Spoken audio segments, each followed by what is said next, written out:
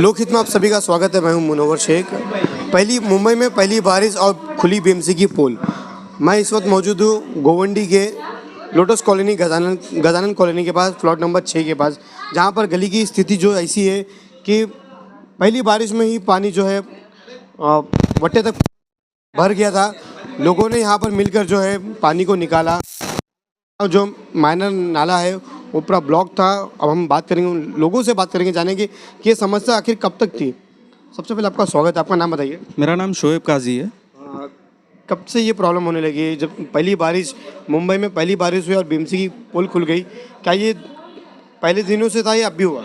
ये पहले से है, हर साल की तकलीफ है।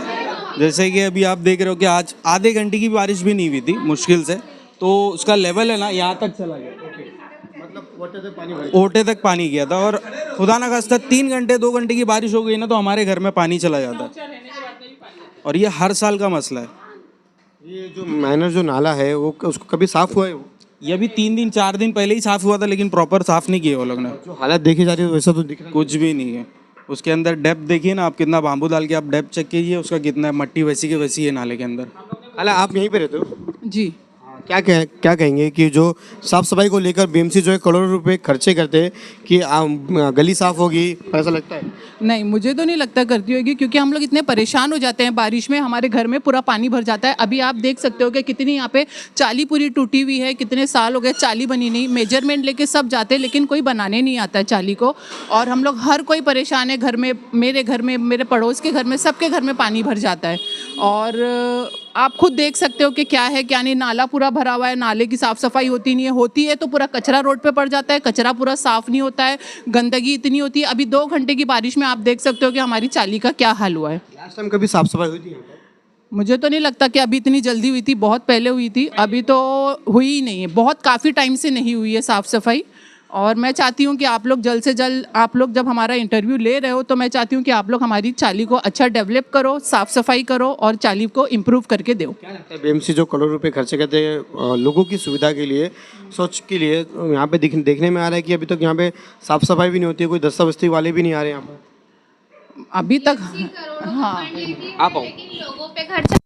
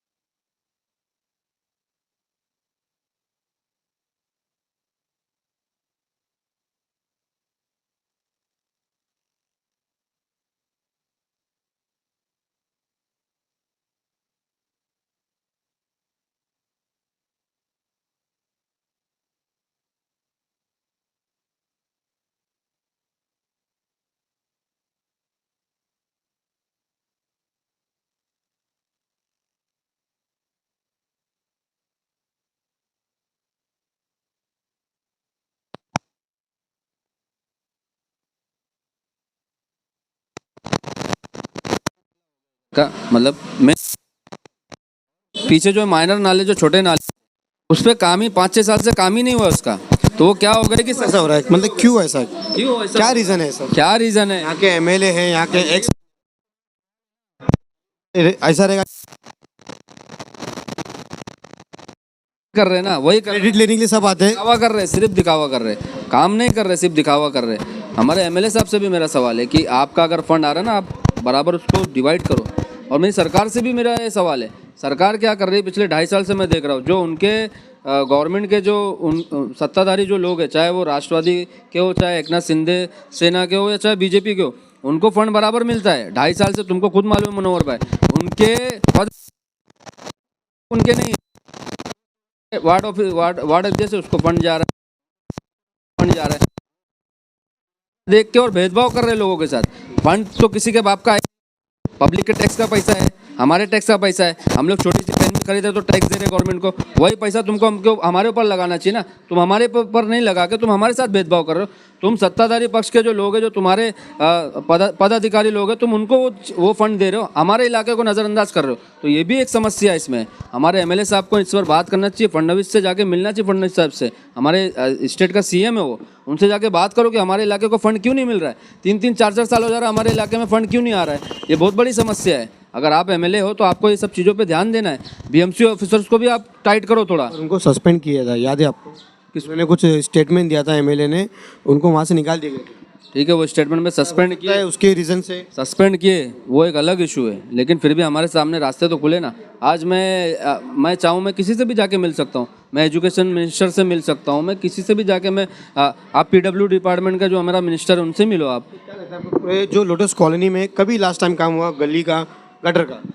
भाई काफ़ी टाइम हुआ है काम, गली गटर वो सफाई का हुआ है। वो सफाई अपना जो डिसल्टिंग वाले हैं ना, वो आए थे, वो जस्ट ऊपर से निकाले, अपना चले गए। उनको बीच में भी मैं 3 से 4 बार मेरी बात हुई, विकास डोन जो हमारे इधर का जो इंजीनियर है, उससे 3 से 4 बात हुई, मतलब मेरे इधर डिसल्टिंग का काम सही से नहीं हो रहा, मेरे इधर डिसल्टिंग का काम सही से नहीं हो रहा। उसको बार बार मैं बोल रहा हूँ, डर नहीं होगा जो भेजा, लेकिन उनको क्या है, कोई है ही नहीं ना पूछने वाला, उनको पूछने वाला नहीं ना। अब मैं सोशल वर्कर हूँ, कल अल्लाह मेरे को ताकत देगा तो बताऊंगा ना, फिर इनको बराबर लाइन पे लेके आऊँगा। आज क्या हम जैसे लोगों को भी चप्पल घसा रहे ना, हर हफ्ते जाओ उनके पीछे जाओ, हाँ सर क्या हुआ क्या नहीं हुआ, फिर हम भी बताएंगे ना इनको, लेकिन अल्लाह ताकत दे तब बताएंगे ना। आज कैसा, हम भी तो एक आम आदमी के जैसे ही है, लेकिन जितना हो सकता है, जितना अल्लाह ने ताकत दी करते, लेटर देते उनको, राइटिंग में लेटर देते, ट्वीट करते, कुछ ना कुछ करते रहते, उनको थोड़ा सा परेशान करते ताकि इलाके में काम हो। तो ये सारी समस्या है जो इस पर काम नहीं हो रहा है। मेरी हमारे एमएलए साहब से भी अपील है कि भाई आपके पास अगर आपका फ़ंड आने वाला है, आप हमारे इलाके में फ़ंड लगाओ। और बीएमसी से मेरी ये अपील है कि भाई जो आपको सैलरी मिल रही है ना, वो हमारे टैक्स के पैसे की सैलरी मिल रही है, और आपके पास जो फंड आ रहा है ना, वो हमारे टैक्स का पैसे का फंड है। हम टैक्स देते हैं, आपको सैलरी मिलती है, आप हमारे सर्वेंट हो, आप हमारे वो मत बनो कि आप जो मनमानी कर रहे हो ना, आपको जैसा दिल करता है वैसा कर रहे हो। फंड के लिए आप क्यों नहीं मेहनत करते? मैं अगर एक ऑफिसर हूँ, मैं पूरा राइटिंग में लिखूंगा, भाई मेरे इलाके में, मैं जहाँ का इंजीनियर हूँ, मैं जहाँ मुझे ड्यूटी दी गई है वो इलाके में ये समस्या है, मैंने तुमको लेटर भी दिया हूँ कितने, मैं उसको ये भी बार बार बोल रहा हूँ कि मेरा लेटर तुम रेफरेंस के तौर पे दो, फंड लेकर आओ। उस पर मेहनत नहीं करते इन लोगों को, सब इजी जहाँ से उनको थोड़ा सा मिल जाता है ना। आप पूरी कोशिश करते हो पर वो लोग कोशिश नहीं कर रहे ना वो लोग कोशिश, क्योंकि हाथ में तो उनके, मैं तो नगर सेवक हूँ नहीं। मैं अगर नगर सेवक बनूंगा तो मैं बताऊंगा ना फिर इनको बराबर, फिर नगर सेवक रहूँगा तो मेयर बैठेगा, मैं मेयर से बात करूँगा, फिर डिपार्टमेंट को तो मेरी सुनना ही है। ये पूरा मामला था गोवंडी के लोटस कॉलोनी के पास। मैं आपको एक बार बता दूं कि जो नाला है, इसकी नाले की जो साफ सफाई नहीं हुई है, पर जो हालत देखी जा रही है इसकी साफ सफाई पूरी तरह से नहीं हुई है। ये पूरा मामला अपनाले के जो सामने लोटस कॉलोनी गजानन का है, यहाँ पर 6 नंबर प्लॉट का। मैं आपको बता दूं कि जिस तरह से जो बीएमसी जिस तरह से लूट रही है जनता को, पैसे उनके वेस्ट जो हो रहे हैं, लोग बता रहे हैं कि बड़े बड़े टेंडर पास करते हैं डिसेंडी के काम पे, जिस तरह से जो थूक लगाया जा रहा है, यहाँ पे जो है लोग जो बीमार भी पड़े, छोटे छोटे बच्चे जो है यहाँ पर खड़े रहते हैं, उनको खेलने कूदने के लिए भी यहाँ पे कोई सुविधा भी नहीं है। मैं एक बार रिक्वेस्ट करूँगा एम इस वार्ड के डिपार्टमेंट से कि इस पर जल्द से जल्द जो भी इसके पीछे अगर है उस पर कार्रवाई की जाए और उसको ब्लैक लिस्ट की जाए। लोग इससे मुनव्वर शेख। भाई जैसे कि आपने पूछे कि एमएलए कहाँ है, नगर सेवक कहाँ है, तो भाई ये शिवाजी नगर जो हमारा लोटस कॉलोनी और गजानन कॉलोनी जो है ना, वो लावारिस है। ठीक है, यहाँ कोई पूछने नहीं आता है। जीत तो जाते हैं, लोगों को भरोसा दे देते कि हम करा देंगे, ये करा देंगे, वो अफ्तार पार्टी कराएंगे बस, और कुछ नहीं कराएंगे।